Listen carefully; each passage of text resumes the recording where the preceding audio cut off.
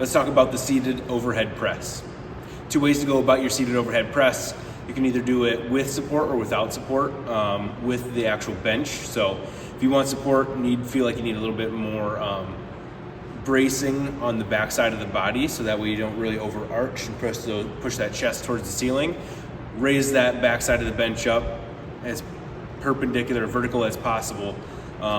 So that way you can use that bench as support and bracing. So as when you press up, you don't necessarily need to worry about that back giving in or out as you go through each and every press.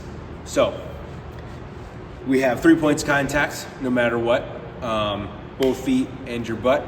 If you want the back or the bench towards your back, then you have 5 points of contact as if you were to do a bench press.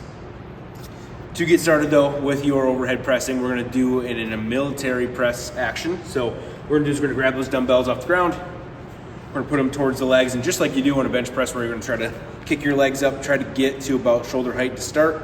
But our starting position, we wanna make sure we rock those hands forward, try to make sure that our elbows are stacked with our wrists.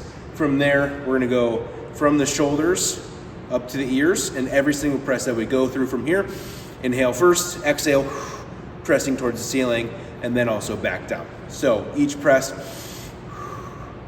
here, okay, think ears on up, and trying to keep those shoulders pinched back as much as possible without really raising or dropping that chest forward or lowering that low back to the front side of the body. So again, ears on up, try to maintain a steady core, engage with the glutes, squeeze through the abs. And then on the way back down, just back to the legs, set them to the ground, and then that's it. That is your seated overhead press.